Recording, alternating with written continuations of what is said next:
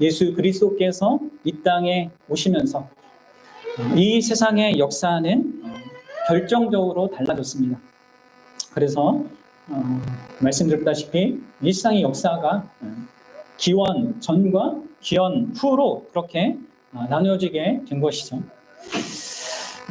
그 역사의 분기점이 이제 그렇게 되는 것처럼 이 그리스도 예수 그리스도의 그 복음이 나 한 개인에게 이르게 되면요, 나 한 개인의 그 인생 역사도요 어떤 중요한 분기점을 맞게 되고 어떤 큰 변화를 맞게 됩니다.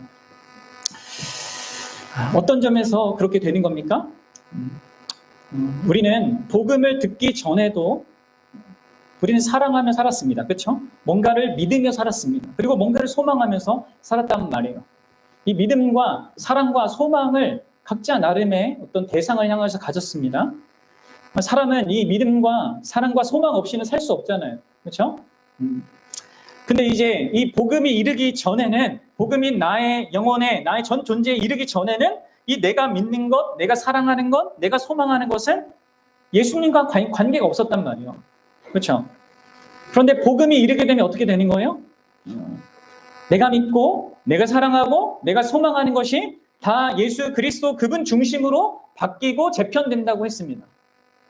그래서 여러분들 그것이 나한테 있는가 이것을 확인해 보라고 했죠.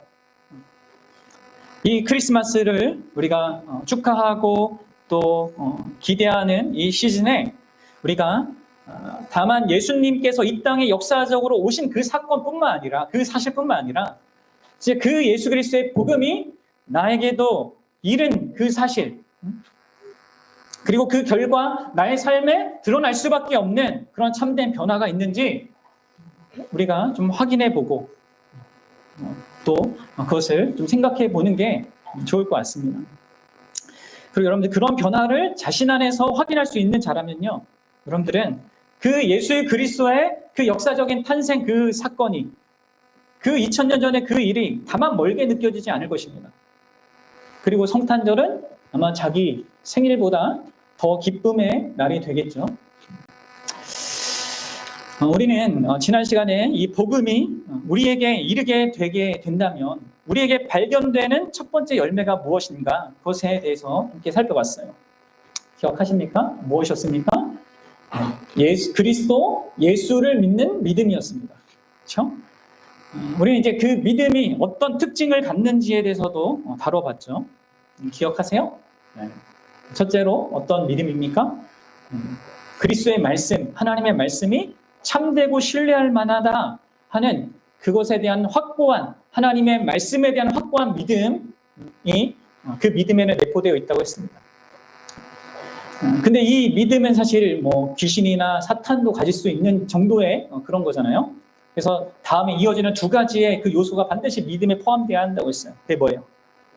바로 그 말씀이 드러내는 예수 그리스도의 영광을 보는 시각.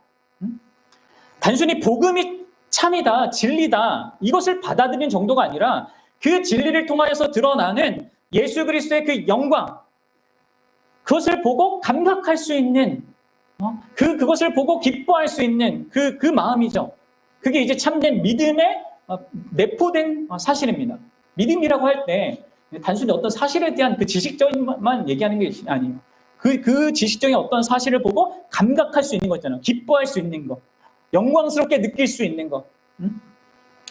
그리하여서 이 참된 믿음은 그런 영광스러운 예수 그리스도를 보고 즐거워할 뿐만 아니라 그분을 있는 그대로 그분 전부를 받아들인다는 것, 수용하고 나의 의지로 그분을 이렇게 영접하는 그것이 이제 믿음이라고 했습니다.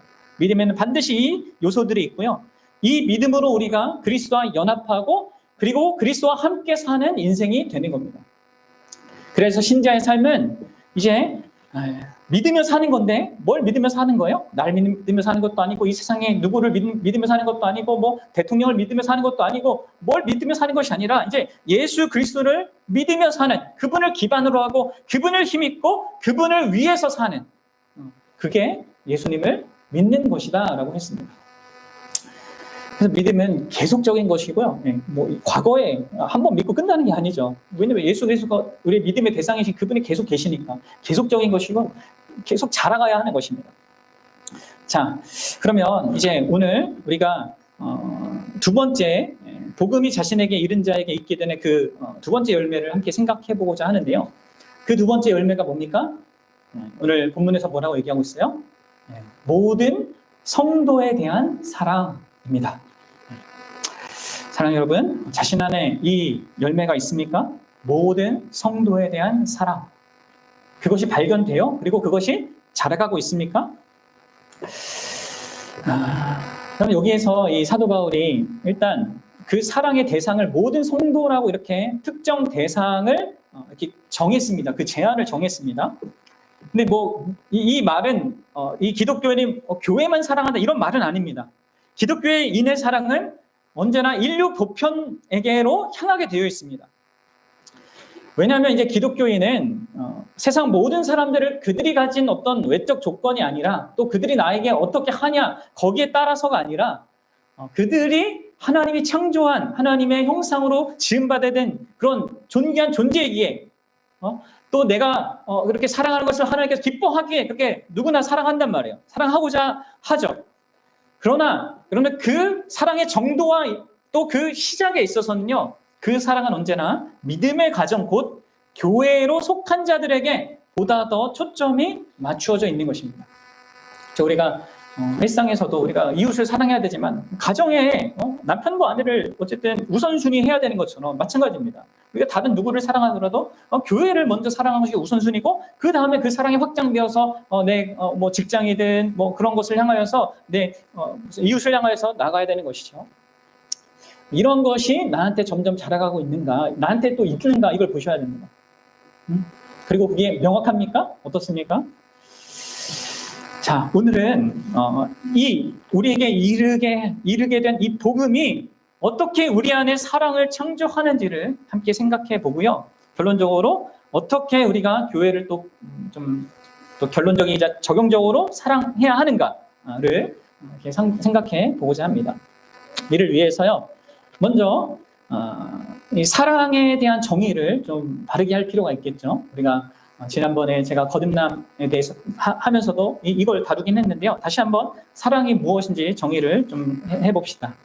제가 몇 분의 제가 존경하고 제가 많이 따르는 몇 분의 이런 그 사랑에 관한 정의를 이제 가져왔는데요. 팀 켈러 목사님은 이렇게 얘기하셨어요. 보세요. 사랑이란 무엇인가요? 사랑은 행동입니다. 사랑은 감정이 아닙니다. 사랑은 어떤 대가를 치르더라도 상대방에게 최선을 다해 주는 것입니다. 이거죠, 이제 팀 켈러 목사님이 이제 정의한 게 사랑은 어떤 대가를 치르더라도 상대방에게 최선을 다해 주는 것. 그것이 바로 사랑입니다. 자, 다음으로 이제 마틴 로이드 존스 목사님께서 이렇게 얘기했습니다. 이것도 지난번에 보여드린 거예요. 자, 형제를 사랑한다는 것은 무엇을 의미할까요?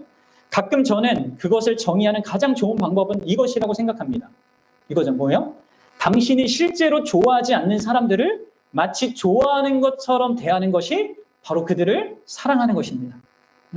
당신이 만약 기독교인으로서 당신의 좋고 싫은 감정이 당신의 행동을 좌우하게 한다면, 특히 부정적으로 좌우하게 한다면 당신은 진정한 기독교인으로 행동하고 있지 않은 것입니다.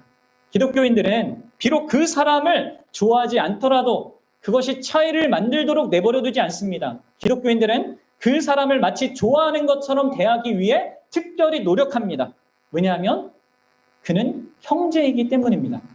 제가 곧 지금 설명드린 유대 관계로 묶여있기 때문입니다. 곧 하나님을 아빠, 아버지라 부르는 가족이라는 것이죠. 자, 그리고 세 번째로 이제 존 파이퍼 목사님이 또 이렇게 말씀하셨는데요. 보세요. 사랑이란 다른 사람들을 우리의 결핍을 채우기 위한 수단으로 이용하기를 멈추고 대신 다른 사람의 결핍을 채울 수 있는 신성한 능력을 힘입는 것을 기뻐하는 것입니다. 사랑은 자기의 유익을 구하지 않으며 다만 주는 것이 받는 것보다 복이 있다는 진리 안에서 자신을 기꺼이 내주어 타인의 실질적인 필요를 섬기는 것을 기뻐하는 것입니다. 그럼 사랑이 뭔지 알겠습니까? 그래서 여러분들 제가 사랑의 본질이 뭐라고 했어요? 기억하신 분이 있는지 모르겠지만 언약이자 섬김이라고 했습니다. 언약이자 섬김, 사랑의 핵심과 본질은 언약과 섬김입니다. 그리고 감정은 따라올 때도 있고 안 올 때도 있는 거예요. 그래서 여러분 사랑은요, 좋아하는 것처럼 항상 대하겠다고 약속을 지키는 겁니다. 그렇게 하겠다고 한 약속을 지키는 거고, 나 자신보다 항상 상대의 유익을 먼저 구하는 행동입니다. 이걸 아셔야 됩니다. 그럼 여러분들, 우리는 어떻게 이런 사랑을 하게 될까요? 그리고 여러분들이 갖고 있는 그 사랑이라고 생각하는 내가 갖고 있는 그 개념과 또 내가 하고 있는 그 사랑의 행위들을 좀 생각해 보세요. 여러분, 우리의 사랑, 세상이 말하는 사랑은요, 보통 자신의 결핍을 어떤 대상이 채워주기를 바라는, 그리고 그것을 느끼는 것을 사랑이라고 이렇게 생각한단 말이에요. 그렇게 자기중심적인 사랑일 경우가 많습니다. 여러분, 남자들이 왜 이 자매들을 정말 열심히 쫓아다닙니까? 온 힘을 다해서 왜 쫓아다닙니까?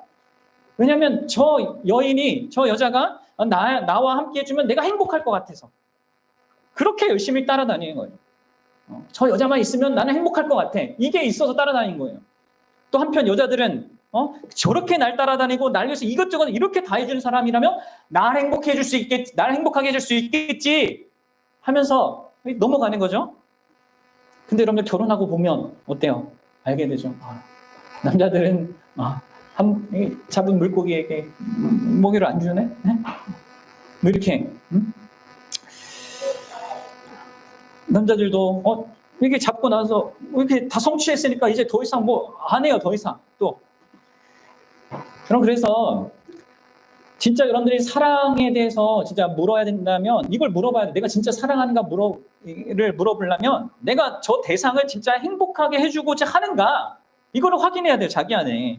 그리고 그걸 확인한 사람이 사실 결혼 준비가 된 거예요. 그렇죠? 내가 저 사람을 나의 행복보다 진짜 저 사람의 행복을 먼저 구하겠다. 이게 있는가? 근데 여러분 문제는 뭡니까? 제가 이렇게 말씀드리고 뭐 이런 사랑에 대한 정의를 우리가 안다 하더라도요. 자신 안에서 그걸 실행할 수 있는 자원이 우리는 극도로 빈약합니다. 그리고 그것을 방해하는 요소들이 우리 안에 많아요. 그래서 그 사랑에 우리가 자주 실패합니다. 이 사랑이. 근데 여러분들 복음이 우리에게 이르면요. 우리 안에 사랑을 방해하는 요소들을 제거해요. 몰아냅니다. 그리고 우리로 하여금 이 사랑을 가능케 하는 자원들을 또한 제공합니다. 그래서 우리에게 사랑을 가능하게 한다는 것이죠. 그래서 이 두 가지 측면을 함께 생각해 보겠는데요. 먼저 소극적으로 여러분 우리 안에 참된 이 사랑을 방해하는 것들이 어떻게 복음에 의하여서 이렇게 몰아내지고 또 제거되는지를 함께 생각해 봅시다. 여러분들 안에 참된 사랑을 방해하는 요소들이 뭐라고 생각합니까? 존 파이퍼 목사님은 우리의 사랑을 방해하는 것을 세 가지로 말씀하셨는데 죄책감과 두려움과 탐욕입니다. 뭐라고요? 죄책감, 두려움, 탐욕. 우리가 참된 사랑을 하지 못하게 하고 이기적이고 자기중심적인 그 사랑을 하게 하는 세 가지 요소가 바로 이제 죄로 말미암는 죄책감과 이제 두려움과 탐욕입니다. 그럼 죄책감은 참된 사랑을 방해합니다. 특히 이 죄책감은 이제 소극적인 사람과 적적인 사람이 이제 다른 모습으로 나타나는데요. 소극적인 사람에게 죄책감은 자기중심적인 우울증과 자기 연민 속에서 살아가게 합니다. 그래서 죄책감은 자신의 고통과 어려움과 실패, 불행에 대해서 과도한 연민 그리고 슬픔을 느끼면서 이를 극복하려고 하는 노력 없이 지속적으로 비탄에 머무르는 그 심리 상태를 갖게 된단 말이에요. 그래서 다른 사람의 어려움을 인지할 만한 마음의 여유가 없습니다. 전혀 돌아볼 수가 없는 상태가 되는 것이죠. 한편 여러분들 이 적극적인 이 사람에게 이 죄책감은요. 보통 이 사람은 죄책감을 감추기 위해서 위선적인 행위를 합니다. 그래서 여러분들 바리새인들이 자신들의 불의함을 감추기 위해서 종교적인 형식과 외적인 그 경건을 강조하는 위선적인 태도를 보인 것이었습니다. 그리고 이런 위선은 모든 건강한 관계에서 필요한 진실성을 파괴하죠. 또 이런 사람들은 죄책감을 최소화하기 위해서 뭐합니까? 다른 사람의 잘못을 크게 부각시키는 방식으로 이 죄책감을 해소하기도 한단 말이죠. 그래서 아담이 하나님 너 왜 따먹었냐 했을 때 어떻게 해요? 자기의 그 죄책감을 축소하기 위해서 하와가 나에게 먹게 했다. 이렇게 전가하는 식으로 했단 말이에요. 이게 그러니까 우리 안에 있는 이 죄책감이요 사랑을 파괴하는 겁니다. 그럼 둘째로 두려움이라는 이 요소도 이제 참된 사랑을 방해하죠. 두려움. 여러분들 안에 있는 두려움이 사랑하지 못하게 합니다. 특히 자신이 상처받거나 거절당할 가능성에 대한 우리가 두려움을 갖잖아요. 그래서 타인에 대한 관심과 헌신보다 자기 보호에 초점을 맞춥니다. 인간의 본능적으로. 그래서 우리가 낯선 사람에게, 특별히 교회 안에서조차도 이렇게 뭐 처음 오거나 이렇게 있는 사람에게 나가가지 못하는 겁니다. 두려워서. 상처받거나 거절당할까봐. 또 두려움 때문에 내게 있는 어떤 것으로 섬기고, 내 몸으로 섬기거나 시간으로 섬기거나 물질로 섬기는 것, 다른 사람을 돕는 일에서도 더딘 거예요. 왜요? 섬김과 수고를 통해서 내가 시간이든 물질이든 내가 쓰면 손해본다는 그 두려움이 있는 것이죠. 그리고 이 두려움이 큰 사람은 온갖 병적인 공포증에 사로잡혀서 다른 사람의 필요보다 자신을 지키고 보호하는 일에 더 많은 에너지와 자원을 씁니다. 막 보험 같은 거에 엄청 많은 막대한 돈을 막 집어넣고 이렇게 하는 거예요. 다른 사람을 도와주는 일은 이렇게 소홀하고 이 두려움이 사랑을 방해하는 겁니다. 그리고 세 번째로 여러분들 우리 안에 있는 탐욕이 참된 사랑을 방해하죠. 탐욕은 뭡니까? 탐욕이 뭐예요, 여러분들? 다만 뭔가를 간절히 그리고 지나치게 원하는 그게 아니라 탐욕은요. 하나님이 주신 것에 만족하지 못하는 마음입니다. 하나님이 주신 것에 만족하지 못하는 마음. 그리고 이 탐욕은 자기가 가진 것보다 더 많은 것을 바라는 그런 우상 숭배적인 욕망이에요. 그래서 이러한 탐욕은 자기 욕망과 이익을 우선시하기 때문에 타인을 도울 여유나 의지를 약화시키는 겁니다. 탐욕은 자기 욕망을 충족시키는 데 몰두하게 하여서 타인의 피로나 고통에 무관심해지게 만들어요.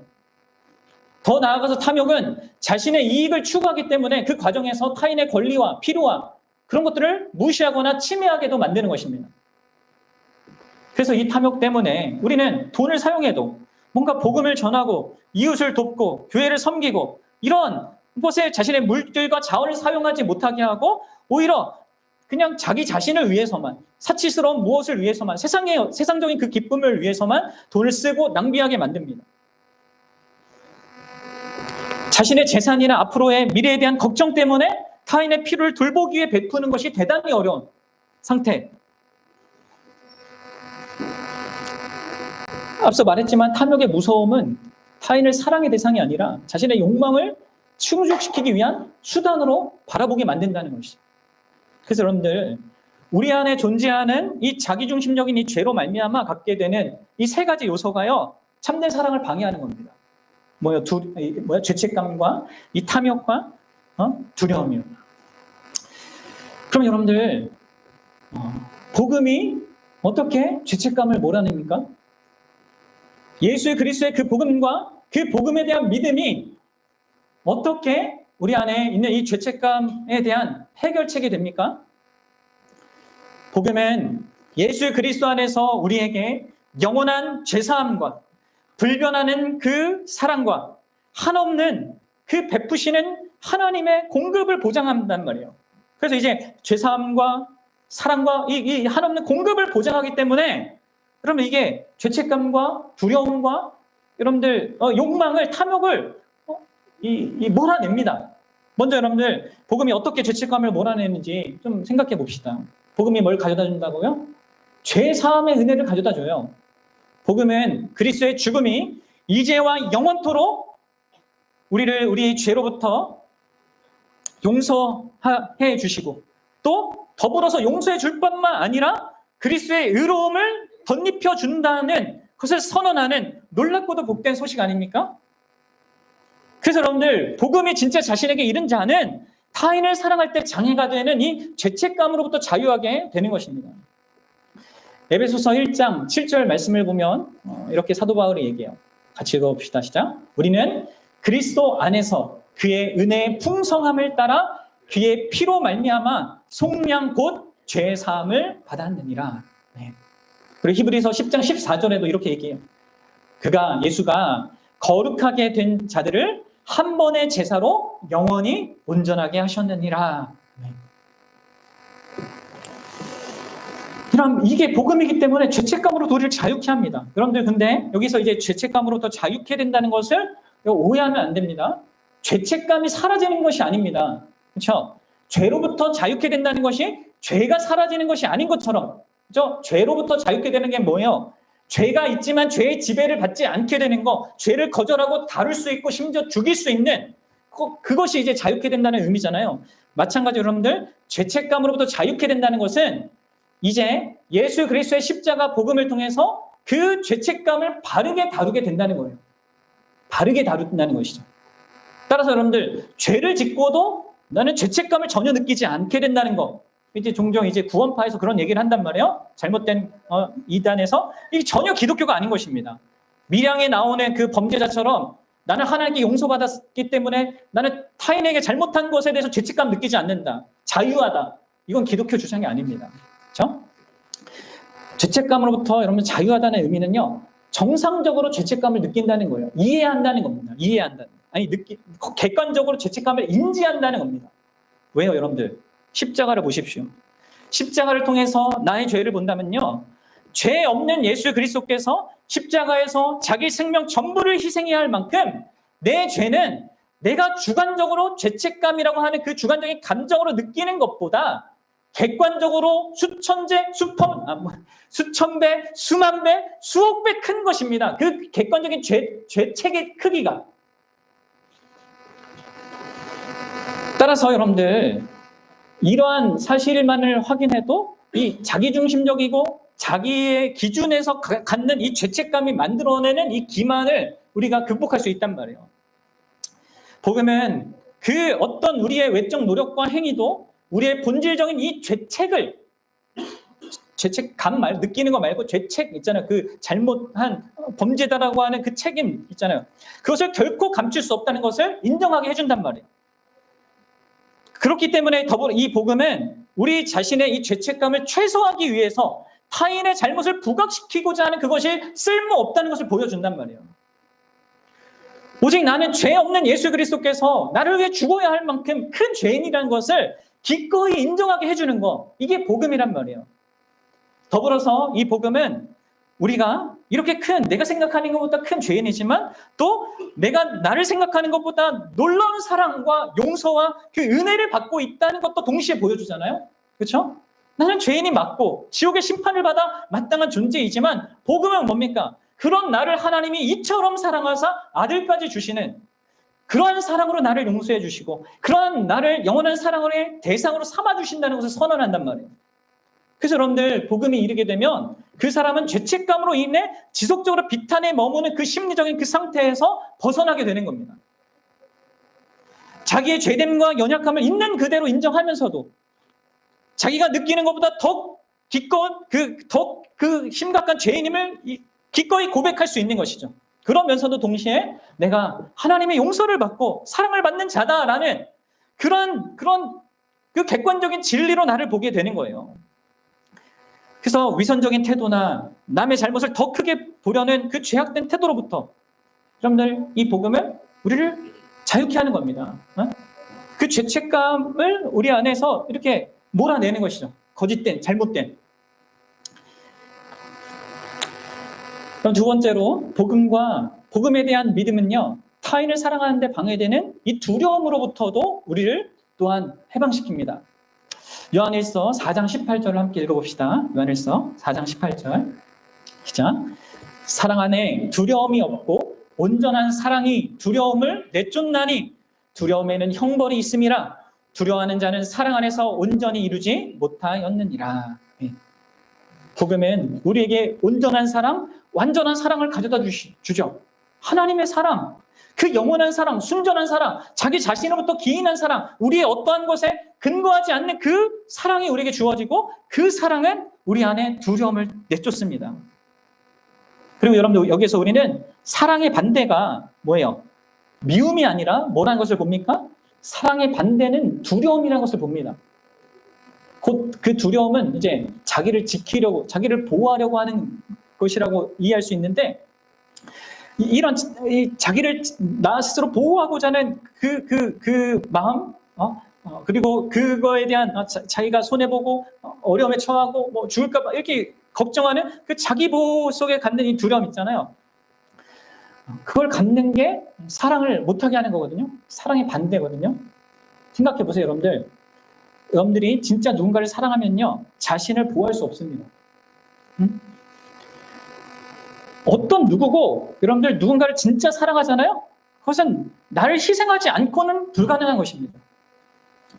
예를 들어서 여러분들 저희 가정에 우리 두 아이가 두 아이를 제가 엄청나게 사랑할 거 아닙니까?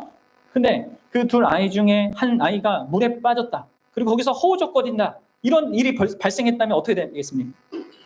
그럼 자녀를 향한 나의 사랑은요, 나로 하여금 저는 수영을 못 하거든요. 그리고 물을 무서워한단 말이에요. 근데 그때 자녀를 향한 나의 사랑이 내 안에 나를 보호하고 나를 지키고자 하는 이 물에 대한 이 두려움 있잖아요. 그리고 거기서 내가 빠져 죽을지도 모른다는 이 두려움을 어떻게 하겠습니까? 이걸 뚫고 나온단 말이에요. 그걸 전혀 생각하지 못할 만큼 그 두려움을 제거시키고 어떤 일이 벌어질지 모르겠지만 뛰어들겠죠. 그럼 두려움이라는 것은 곧 자기 보호입니다. 반면에 사랑은 자기를 열어 제끼는 거란 말이에요. 사랑은 나를 취약하게 만드는 것입니다. 나를 취약하게 만들어서 다른 사람을 섬기는 거예요. 그래서 아이들 키울 때 그렇게 되잖아요. 부모들이 밤새 아이들을 울면은 자기 못 자고 자기 막 피곤하고 내일 회사도 가야 되는데 그래도 일어나서 피로를 채워줘야 된단 말이에요. 사랑은 나를 내어주는 거예요. 기꺼이 그 사람의 필요를 위해서 그렇게 하는 겁니다. 그런데 자기를 보호하려는 것, 그것은 내적으로나 외적으로나 나를 스스로 보호해야 한다는 일종의 그 생존 본능에 의한 그 두려움인데 그런 것 때문에 사실 우리가 참된 사랑을 못하는 것이죠. 내적으로는 상처받을까봐, 거절당할까봐 두려워서 사랑하지 못하고 외적으로는 내 시간과 물질, 그것을 대표로 한 내 생명과 내 활동이 손해볼까봐 두려워서 사랑하지 못하는 겁니다. 그러나 여러분들, 만약 내가 사랑받는 것이요, 나의 어떠한 것에 근거하지 않고 또 내가 영원히 심판을 받아 마땅한 그 죄인인데도 불구하고 오직 하나님 자신으로부터 기인한 그 놀랍고도 영원하고 불변한 그 참된 사랑이, 그 완전한 사랑이 나에게 이르면 어떻게 되겠습니까? 네가 그런 사랑을 받는 자가 된 자가 맞다는 것을 진짜 믿게 된다면 그럼 내가 나를 보호하려고 하는 그 두려움이요, 내 안에 있는 그 두려움이 점점점 벗어나게 되는 거예요. 거기로부터. 여러분 생각해 보셔야 됩니다. 여러분들 마음 가운데 일종의 높은 벽을 쳐서 사람들 관계 속에서 어느 일종의 벽을 쳐서 나를 보호하려고 하잖아요. 그렇게 해서 두려움이 사라지지 않습니다. 여러분들의 집을 최첨단 방어 요새를 만든다고 해서 여러분들 두려움이 사라지지 않아요. 보험을 수없이 들어놓는다 하더라도 두려움 사라지지 않습니다. 그런 식으로는 결코 두려움이 없앨 수 없어요. 두려움을 극복하고 제어할 수 있는 유일한 길은요, 완전한 사랑을 내가 소유하는 거예요. 그것도 우주를 만드신 분, 그 모든 것을 자신의 오른손으로 통제하시고 그 권능으로 그 모든 것을 주관하시는 그분이 나를 사랑한다, 그것을 아는 거 있잖아요. 그리고 그것을 아는 유일한 방법은 십자가 복음이에요. 아들을 아낌없이 내어주신 그 사랑, 자기 자신을 아낌없이 내어준 그 사랑, 그것을 보고 그것을 믿고 그것을 경탄하고 그럴 때 그 사랑을 확고히 믿을 때 그것만이 우리 안에 있는 이 근원적인 두려움을요, 몰아내는 것입니다. 그래서 우리가 이해하지 못할 온갖 상황 속에서도 하나님께서 합력하여서 진짜 선을 이루실 분이다라는 것을 신뢰할 수 있게 되는 것이죠. 두려운 어떤 그 조건 속에서도. 그래서 또 사랑할 수 있게끔 나아가게 하는 거예요. 그럼 셋째로 복음에 대한 우리의 이 믿음은요, 우리 안에 헛된 탐욕을 또한 몰아내죠. 탐욕이 아까 뭐라고 했습니까? 무언가를 지나치게 갈망하는 거란 말이에요. 하나님께 만족하지 않아서. 탐심과 여러분 탐욕의 차이를 압니까? 탐심은 좀 내면적인 것, 우리 마음 가운데 갖는 것, 탐욕은 이제 그것이 외부로 드러나는 것인데 탐심이든 탐욕이든 여러분 그것은요, 우리 안에 이 사랑을 방해하는데 바로 복음이 이 탐심과 탐욕을 이제 몰아내는 거예요. 그럼 탐욕의 반대를 뭐라고 생각합니까? 그리고 탐욕을 극복하려면 어떻게 해야 된다고 생각합니까? 많은 사람들은 그냥 세상 사람들은 내가 그냥 자족해야지, 뭐 욕심을 부리지 않아야지 이렇게 얘기하잖아요. 아닙니다. 제가 아까 앞서 정의에서 말씀드렸다시피 탐욕의 반대는 하나님 안에서 만족하는 거예요. 이게 탐심의 반대이자 또 탐욕의 해결책이기도 하는 거예요. 그럼 바울은 골로새서 3장 5절에서 탐심은 우상숭배다라고 했습니다. 그럼 왜 탐심이 우상숭배일까요? 이게 여러분들, 우리 인간은 원래 하나님으로부터 오는 만족감을 누려야 하는데 다른 무언가로 만족을 얻고자 하기 때문에 이게 우상숭배라고 하는 겁니다. 그래서 여러분들, 사실 우리가 읽었던 아까 고백했던 10계명 1계명과 10계명 10계명은요 같은 계명입니다.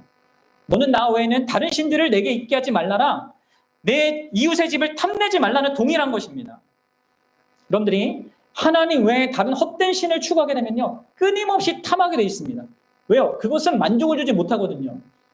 하지만 여러분들이 참 하나님을 구하고 그분 안에서 만족하게 되면 탐심이 제어되는 거예요. 감소되는 것입니다. 하나님 안에서 만족감을 상실하면 다른 곳에서 만족감을 찾기 시작하는데 그게 탐심이라고요. 탐욕이라고요. 근데 여러분들, 바로 복음이 우리에게 이르면, 이 복음이 우리 안에 이르면 이 헛된 탐심을 몰아내는 것입니다. 왜냐하면 복음은 참 하나님 안에서 우리에게 참된 만족감을 주기 때문이죠. 그럼 예수님께서 이렇게 말씀하셨어요. 요한복음 6장 35절 함께 읽어봅시다. 시작. 예수께서 이르시되 나는 생명의 떡이니 내게 오는 자는 결코 줄이지 아니할 터이요 나를 믿는 자는 영원히 목마르지 아니하리라. 아멘. 이게 이제 믿음에 관한 설명이잖아요. 믿음이라는 게 단순히 그냥 사실 믿는 게 아니라 예수님께 가서 예수님을 먹는 겁니다. 예수님을 마시는 거란 말이에요. 그리고 그 믿음이 무엇을 이룬다고요? 나의 영혼의 갈급함과 내 마음의 열망에 대한 결코 줄이지 않는 참된 만족을 준다는 거예요. 그것을 경험케 하는 게 믿음입니다. 그럼 어떻습니까?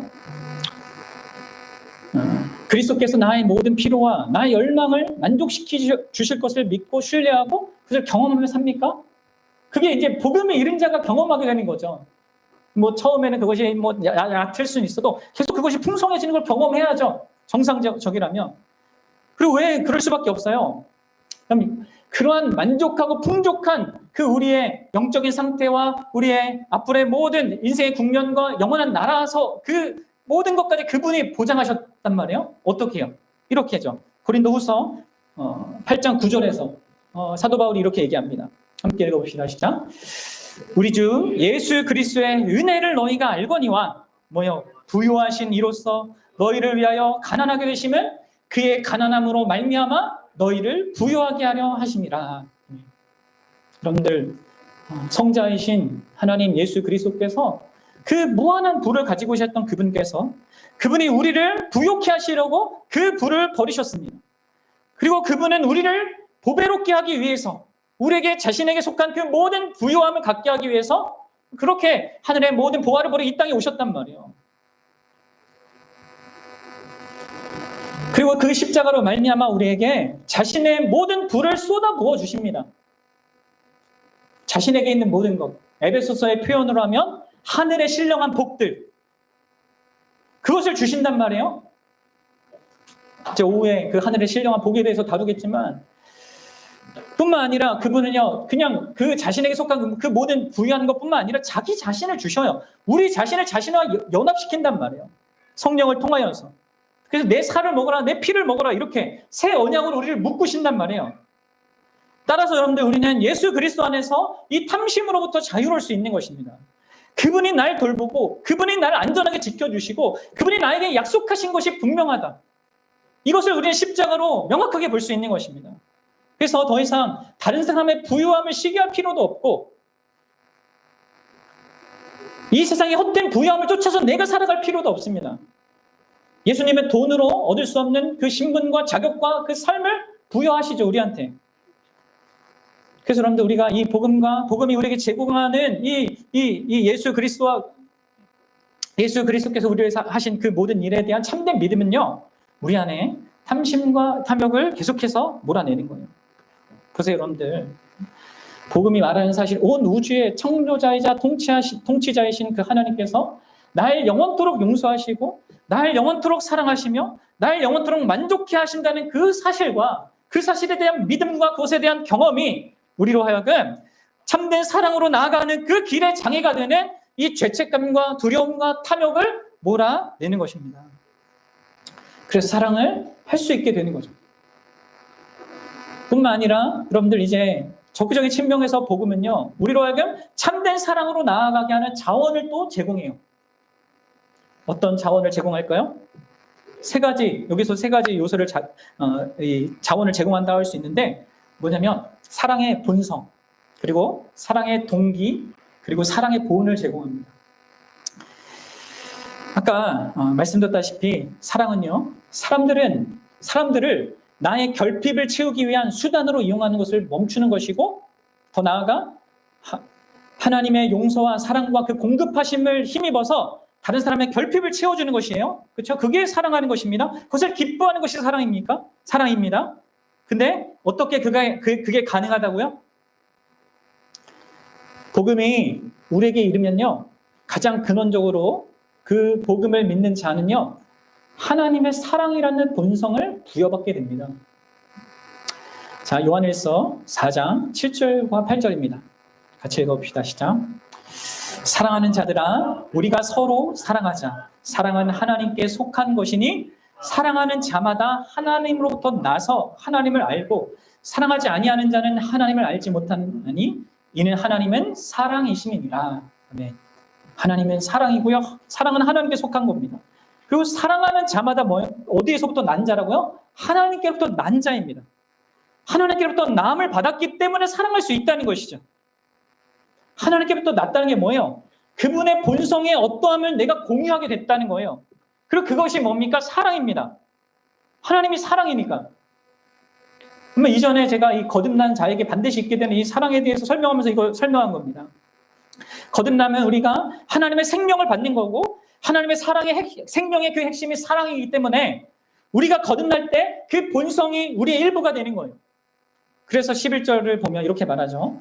요한일서 4장 11절 같이 또 읽어봅시다. 시작. 사랑하는 자들아, 하나님이 이같이 우리를 사랑하셨은즉 우리도 서로 사랑하는 것이 마땅하도다. 이걸 문맥 속에서 읽지 않으면 하나님이 사랑한 것을 본받아야 되는 거구나 이렇게 생각하는 거예요. 그게 아닙니다. 하나님의 사랑에 의해서 우리가 나음을 받았다. 그리고 나음을 받은 자는 사랑한다. 이 맥락 속에서 이걸 이해해야 됩니다. 이 마땅하다라는 말씀은 그냥 당위적으로 본받는 게 마땅하다는 그 말이 아니라 뭡니까? 물고기가 물에서 헤엄치는 게 마땅한 것처럼, 새가 하늘을 나는 게 마땅하듯이, 우리가 숨을 쉬는 게 마땅하듯이, 그런 식으로 우리가 사랑하는 게 마땅하다라는 말이에요. 그래서 사랑하는 게요, 거듭난 신자, 곧 믿는 우리의 참 모습인 것입니다. 신자는요, 사랑을 단순히 본받는 게 아니에요. 본받는 게 필요하지만 그 사랑을 하는 것이 우리의 참 모습이고, 참 모습을 실현하고 표현하는 것입니다. 복음 때문에, 복음을 믿기 때문에, 우리가 부여받은 이 사랑의 본성 때문에 우리는요, 사랑할 수 있게 되는 거예요. 그리고 그 사랑을 할 때 여러분, 신자는 행복하게 되어 있습니다. 그럼 아셔야 돼요. 그래서 하나님이 우리에게 사랑하라고 명령하시는 겁니다. 마음이 들면 사랑하는 것이 아니라, 사랑을 할 때 행복한 우리 존재로 하나님이 그 생명을 주셨답니다. 그리고 여러분, 둘째로 복음이 우리에게 이르게 되면요, 참된 사랑의 동기가 우리에게 제공된단 말이에요. 여러분, 사랑이라는 이 행위에 있어서 동기가 중요하죠. 사랑의 행위는 그냥 그렇게 하는 것이 옳으니까, 맞으니까 해야 돼, 이 의무만으로 되어서는 안 됩니다.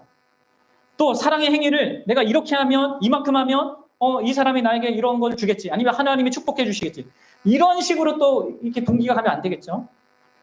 여러분들, 참된 사랑의 동기는 무엇이어야 한다고 생각합니까? 하나님의 사랑을 생각해 보셔야 돼요.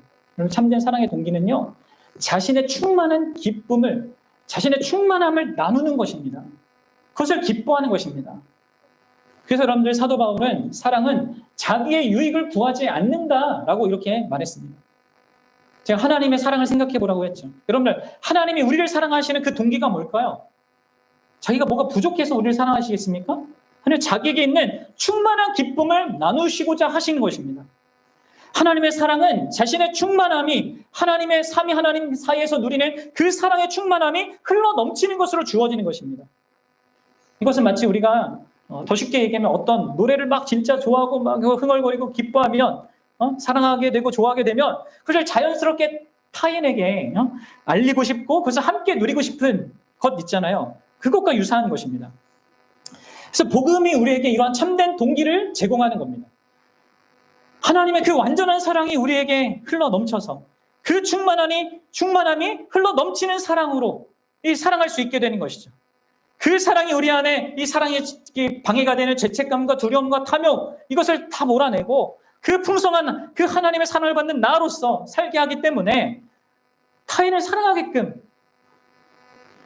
하나님의 임재로 충만한 그 충만함 때문에 사랑할 수 있게끔 된단 말이에요. 복음이 가져다 주는 그 충만함이 우리가 타인을 사랑할 수 있는 그 참된 동기를 형성하는 것입니다. 그래서 여러분들 매일 우리가 온전한 만족을 주시는 그 하나님의 사랑을 힘입는 게 중요해요. 그리고 우리의 사랑은 그 사랑이 우리를 통해서 흘러가서 다른 사람의 필요를 채우는 것으로 나아가야 하는 것입니다. 그리고 그것보다 만족스러운 삶은 없는 겁니다. 그럼 셋째로, 이건 짧습니다, 여러분들. 이제 결론부랑 연결되는 거예요.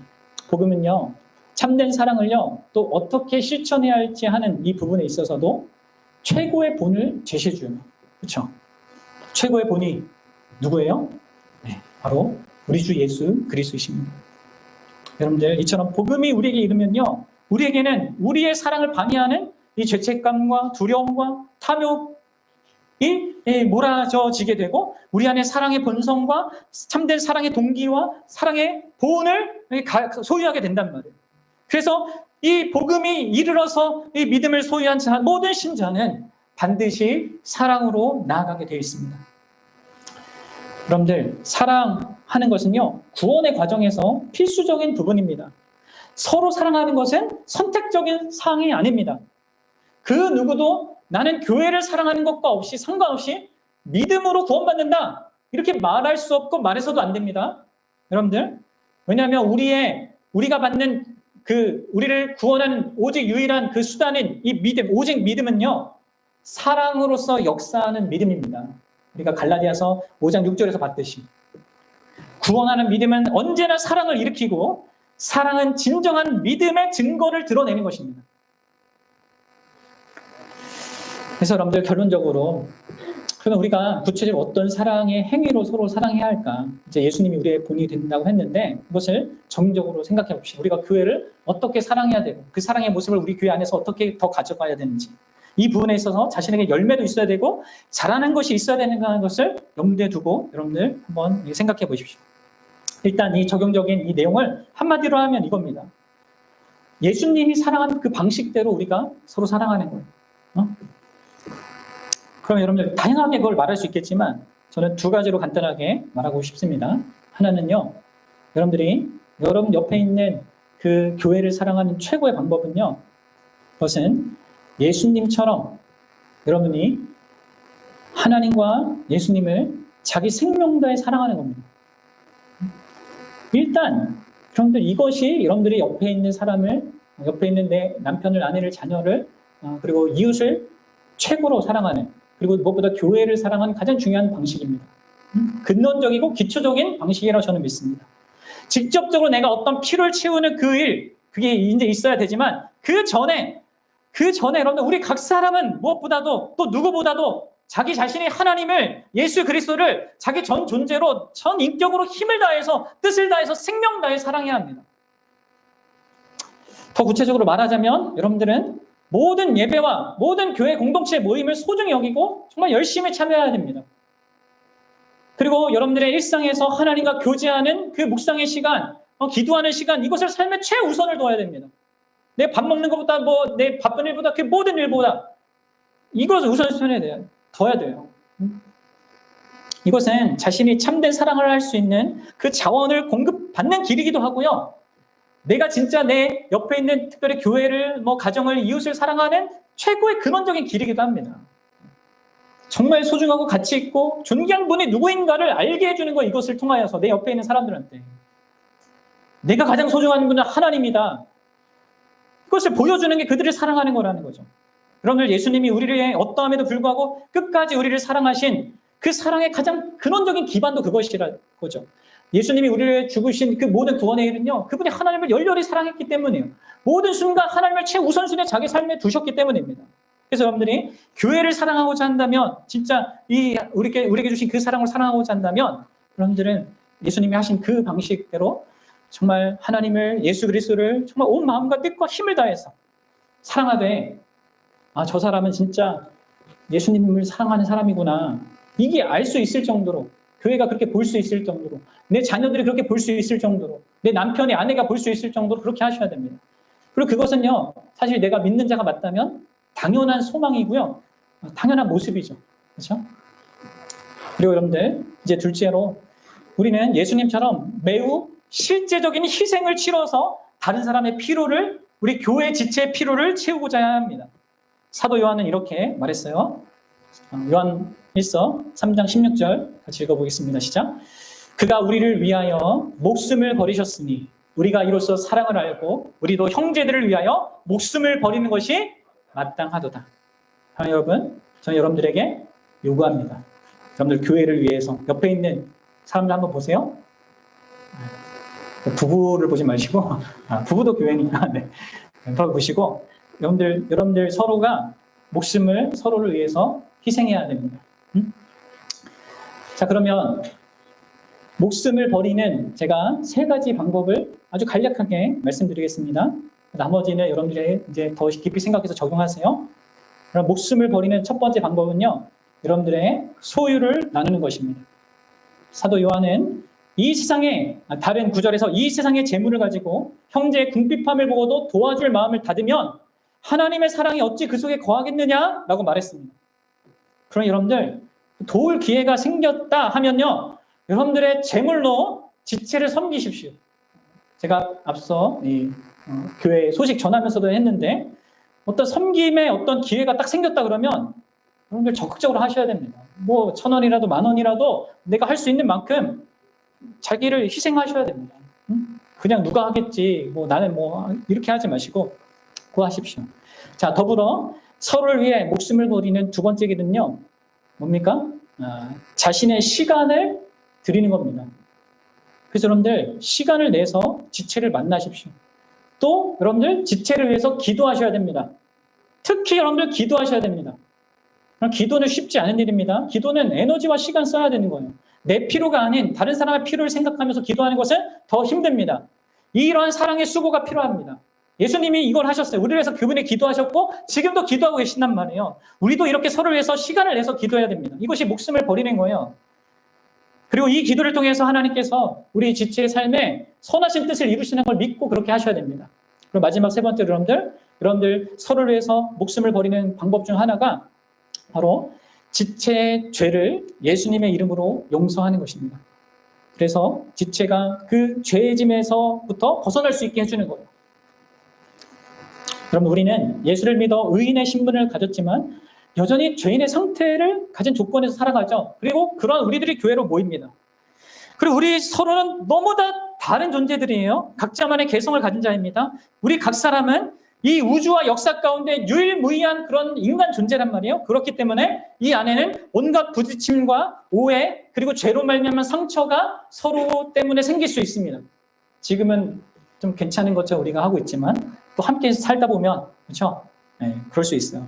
그렇게 여러분들 상대의 어떤 것 때문에 내가 힘들어지고 어려웠고 또 그 상대가 나에게 잘못했을 때, 그때 여러분들 내가 지체를 위해서 목숨을 버릴 기회를 얻게 되는 겁니다. 그렇죠? 사랑을 실천할 기회를 얻게 되는 것이죠. 그 사람의 죄의 짐을 내가 짊어지고 내가 그 잘못의 대가를 감수하고 그 사람을 용서하는 것. 그래서 그 사람에게 내가 작은 그리스도가 되어주는 것. 이게 여러분들 교회가 서로를 사랑하는 거예요. 목숨을 바쳐서. 그래서 여러분들 복음이 이른 자에게 이 믿음과 더불어서 반드시 있게 된 이 성도를 향한 이 사랑이요, 자, 우리 안에서 충만히 드러나게 되고 날이 갈수록 더 풍성하게 열매를 맺어지게 되는 그런 우리 교회가 되기를 간절히 축원합니다. 기도하겠습니다.